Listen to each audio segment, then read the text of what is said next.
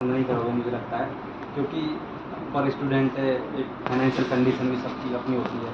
जैसे मैं भी मुखर्जी नगर में रहा हूँ, नेहरू विहार या फिर ऐसी जगह पे जहाँ पे हमें लगता है कि यार स्टूडेंट है, शायद यूपीएससी की तैयारी करनी है या फिर थोड़ा खर्चा बच जाए इसलिए रहना पड़ रहा है। और हम सब लोग, मैं भी मिडिल क्लास फैमिली से ही हूँ, मेरे भी पिताजी जो है एक सरकारी स्कूल में टीचर है।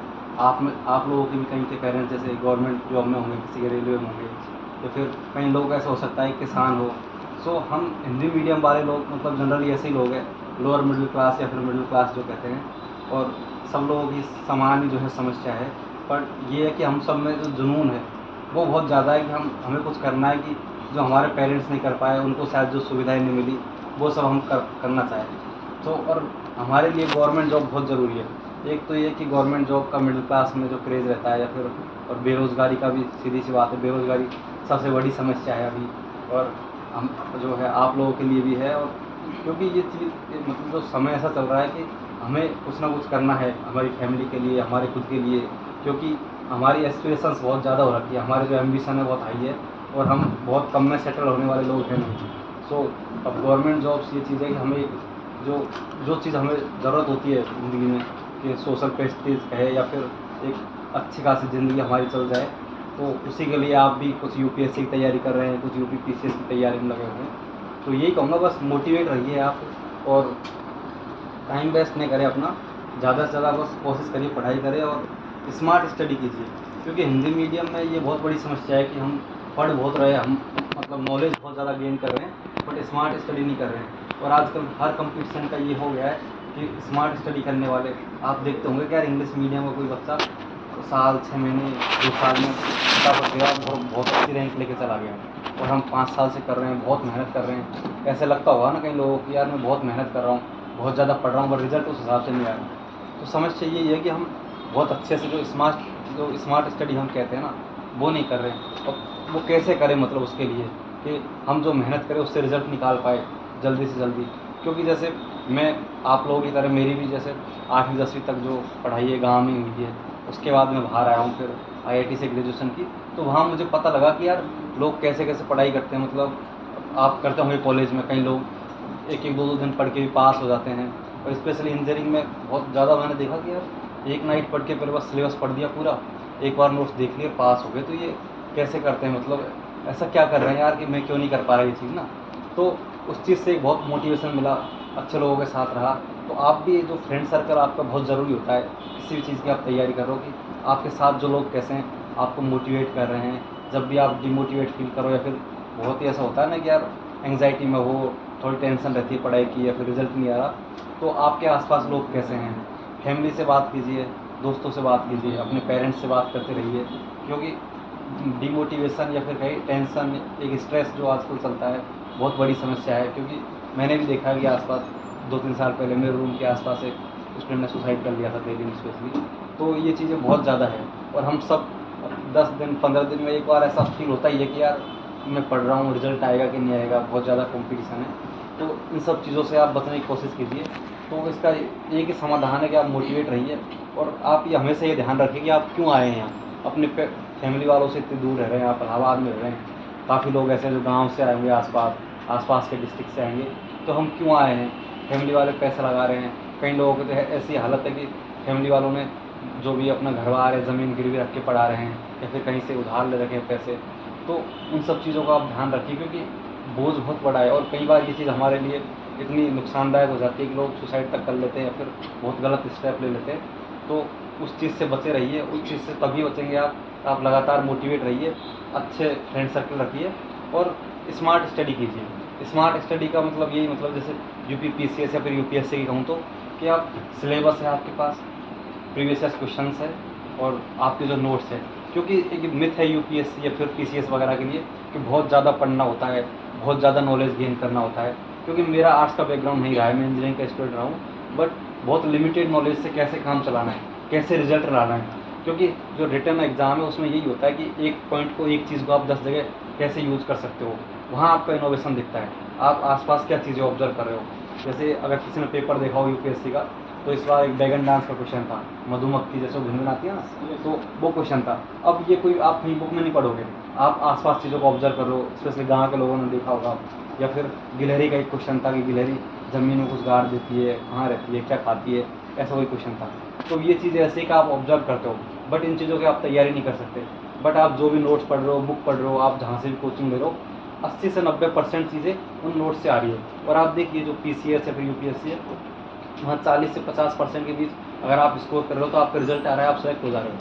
तो आप कोशिश करिए कि जो कम से कम रिसोर्सेज है वहीं से आप आउटपुट लेने की कोशिश कीजिए ज़्यादा से ज़्यादा। 40 से 50% जो रिजल्ट है, जो भी आपका आउटपुट है वहाँ से आ जाए तो ज़्यादा बेटर है। और वो 10% जो बाहर से आ रहा है उस चीज़ को लेने के बजाय आप, क्योंकि ऐसा होता है कि जो 10% बाहर से आए ना, जो 10-15 क्वेश्चन आप उनकी तैयारी में बहुत ज़्यादा टाइम वेस्ट कर देते हो, इधर उधर से रिसोर्सेज जो खोजने लगते हो, है ना, 100 बुक उठा के ले आते हो, बहुत ज़्यादा मेटेरियल इकट्ठा कर लेते हो, तो उस चीज़ से बचना है आपको। और ये स्मार्ट स्टडी का ये कि सिलेबस आपके पास होना चाहिए, और मॉक टेस्ट लगाइए, मॉक टेस्ट से सीखिए कि जो गलती आपने एक बार कर दी वो रिपीट ना हो। अगर ये कोशिश कीजिए कि जो नोट्स से अगर कोई क्वेश्चन आया तो वो गलत ना हो आपका। बस इतना आप कर लेंगे तो कहीं ना कहीं आपका रिजल्ट आ जाएगा, इसमें कोई समस्या नहीं है। आप बहुत, मैंने देखा है हिंदी मीडियम के लोग कितने ज़्यादा मेहनती है यार, बहुत मेहनत करते हैं। तो कोशिश कीजिए। और बाकी मैं पहले माफ़ी चाहूँगा कि मैं बहुत ज़्यादा क्वेश्चन के आंसर नहीं कर पाऊँ, क्योंकि मुझे भी थोड़ा ऑनलाइन कहीं मीटिंग ज्वाइन करनी है। बट 2-4 आप अगर कोशिश करता हूँ, अगर आप लोग कुछ क्वेश्चन है तो मैं फटाफट। अच्छा, जो PCS दे रहे हैं, तो देखिए आपने प्री किया है तो आप इस चीज़ पे ध्यान रखिए, आपका नॉलेज सफिशिएंट है, आप में नॉलेज की कोई कमी नहीं है। अब आपकी जो नोट्स या फिर जहाँ से भी आपने प्री किया है, जिन चीज़ों को पढ़ के, जिन मटेरियल को, आप उनको रिवीजन कीजिए बार बार, और ज़्यादा से ज़्यादा टेस्ट लिखिए। आप डेली कुछ ना कुछ लिखिए, क्योंकि आप जो चीज़ मेंस में लिखोगे ना, जो टेस्ट में लिखोगे, वही चीज़ आपके फाइनल एग्जाम में याद आएगी, वही पॉइंट याद आएंगे एज इट इज। तो आप इस चीज़ पर ध्यान रखिए कि जितना आप पढ़ रहे हो उतना आप स्ट्रक्चर, जो मैंने specially subject to subject depend करता है। पर जैसे निबंध की हम बात करें तो उसमें पैराग्राफ फॉर्म ज़्यादा बेटर रहता है, पर GS में ज़्यादातर पेपर में पॉइंट फॉर्म में ज़्यादा सबसे बेस्ट रहता है। और जो फ्लो चार्ट, डायग्राम वगैरह, उनका आप यूज़ वहाँ करें जहाँ आपको लगता है कि यार मेरे पास टाइम कम है, टाइम की कमी है, जैसे 10 मिनट में 3 क्वेश्चन लिखने हैं कई बार ना, तो आप अब क्योंकि क्वेश्चन कंप्लीट करने, तो वो पॉइंट जो फ्लो चार्ट है, डायग्राम, आप वहाँ उसका यूज़ कर सकते हैं। इससे क्या कि आपके क्वेश्चन कंप्लीट हो जाएंगे। भाई कोई वहाँ आपके जो कितने वर्ड है, क्या आपने गिनने नहीं बैठा है, तो आप 120 भी लिख दीजिए या फिर 200 भी लिख दीजिए, क्योंकि उन्होंने पेजेस लिमिटेड दे रखे हैं। तो क्वेश्चन छपा रहता है, तो 2 पेज दे रखे हैं 150 वाले के लिए, और उसके लिए 3 पेज दे रखे हैं 250 वाले के लिए। तो आप उस पेजेस भर दीजिए, वो समझेंगे आपने लिमिट में लिखा है, क्योंकि इतना टाइम किसी के पास नहीं कि आपके आंसर्स वो वर्ड्स गिनेगा। तो ठीक है। कुछ कोचिंग आते हैं चैलेंजिंग रहते हैं, जैसे आउट ऑफ विलेज से रहता है, उसके लिए क्या जो मैंने अभी कहा, जो आपको लगता है आउट ऑफ सिलेबस क्वेश्चन है, या फिर ये ऐसे क्वेश्चन है बहुत जनरल नॉलेज के, तो वो क्वेश्चन हमेशा कुछ ना कुछ, देखो ये एग्ज़ाम सिलेक्शन से ज़्यादा रिजेक्शन की एग्ज़ाम है। 10 लाख लोग फॉर्म भरते हैं, 5-6 लाख लोग एग्ज़ाम देते हैं, और उसमें से फाइनली 1000 लोग सेलेक्ट होते हैं। तो आप देखिए, अगर 6 लाख ने भरा तो प्री 14,000 का हुआ है, तो अगर 6 लाख ने भरा तो 5,86,000 का तो प्री नहीं हुआ, तो उनको रिजेक्ट भी तो करना है। तो इसलिए CSET टफ कर दिया, GS में भी पैटर्न खराब कर दिया, चेंज कर दिया। तो ये इसलिए किया गया है क्योंकि आप इस चीज़ का जो है ध्यान रखो, कि बस इस चीज़ का ध्यान रखिए आप, और लगातार इस चीज़ पे काम करिए। जो एक्स्ट्रा क्वेश्चन से बाहर है, क्वेश्चन है, उन पे बहुत ज़्यादा टाइम वेस्ट नहीं करें। जो 10 क्वेश्चन 100 में से बाहर आए, आप उस पर 30% टाइम दे रहे हो, आपकी एनर्जी की वेस्ट कर रहे हो उसके, और उसमें आप हो सकता है 10 में से नेक्स्ट टाइम 1 क्वेश्चन कर दो, 2 क्वेश्चन कर दो, इससे ज़्यादा नहीं होगा। बट वो एनर्जी आप जो 80, 85, 90 क्वेश्चन आ रहे हैं उन पर लगाओगे, तो वहाँ आपकी पॉसिबिलिटी बहुत ज़्यादा होगी कि ज़्यादा से ज़्यादा क्वेश्चन आप सही कर सको। मेंस में आपका, अगर आप, जैसे मैं आपको एग्जांपल देता हूँ कि लास्ट ईयर अगर किसी ने पेपर देखा हो तो S-400 जो मिसाइल डिफेंस सिस्टम है, उसका क्वेश्चन आया था। तो उसके बारे में सिर्फ सुन रखा था कि ये कहाँ से इंडिया ले रहा है, रसिया से ले रहा है, और ये क्या काम करता है, इतना पता था उसके अलावा। बट उसने टेक्निकल स्पेसिफिकेशन पूछ ली। तो अब ऐसे क्वेश्चन को टैकल करने का यही होता है कि आप, क्योंकि सबके साथ समस्या है, सब लोग वही सोर्सेज पढ़ रहे हैं, वही करंट अफेयर्स पढ़ रहे हैं, तो सबको ये दिक्कत आ रही है अब उसमें लिखे क्या। बट ये है कि क्योंकि सब सेम चीज़ लिखेंगे, या फिर अब उसमें पेजेस आपने भर दिए तो एवरेज मार्क्स मिल जाते हैं। और हर क्वेश्चन को बहुत अच्छा लिखना, कि बहुत ही स्पेसिफिक लिखे, ऐसा पॉसिबल भी नहीं होता, क्योंकि 3 घंटे में 3000-4000 वर्ड्स लिखने होते हैं, स्पेशली मेंस में। तो उसके लिए ये कि जैसे अभी S-400 वाला क्वेश्चन है, तो इंडिया कहाँ से ले रहा है, रसिया से ले रहा है, है ना, क्या काम करेगा, हम चाइना पाकिस्तान के बॉर्डर पर यूज़ कर सकते हैं, अमेरिका ऑब्जेक्शन कर रहा है, कारसा सेंक्शन लगाने की बात कर रहा है, उधर चाइना ने ले रखा है, पाकिस्तान और टर्की लेने की फिराक में है। तो ऐसे करके फिर आप एक्सपेंड कर दीजिए उसका स्कोप, है ना। ऐसा हो सकता है कि एग्जैक्ट जो पूछा है वो नहीं लिख पाए, बट आसपास की चीज़ें भी आप लिख देंगे उससे रिलेटेड, तो उससे काम चल जाएगा इसमें, ऐसे क्वेश्चन। और कोई किसी क्वेश्चन हो? सर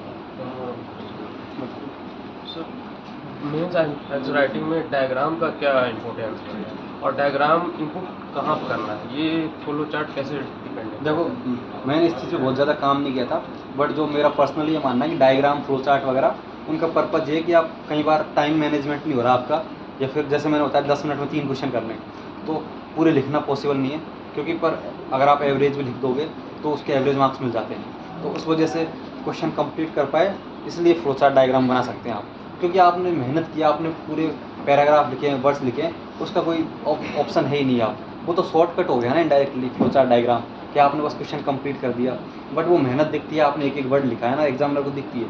और मैंने जो स्पेशली ज्योग्राफी में मैप ज़रूर बनाए थे, बाकी किसी फ्लो चार्ट का यूज़ नहीं किया किसी भी एग्जाम में, और मेरे मार्क्स भी बहुत अच्छे आए, स्पेशली जीएस में 418 मार्क्स आए, जो बहुत अच्छे मार्क्स हैं। तो आप कोशिश कीजिए कि ज़्यादा से ज़्यादा लिखे बस। और ऑप्शनल के लिए राइट अप्रोच ऑप्शनल के लिए यार ज़्यादा मेंस का ना सबसे अच्छा ये है कि आप ज़्यादा से ज़्यादा लिखिए, जो चीज़ आप जितना लिखेंगे ना उतनी चीज़ आपको याद आती जाएगी, और रेडीमेड आप चीज़ें तैयार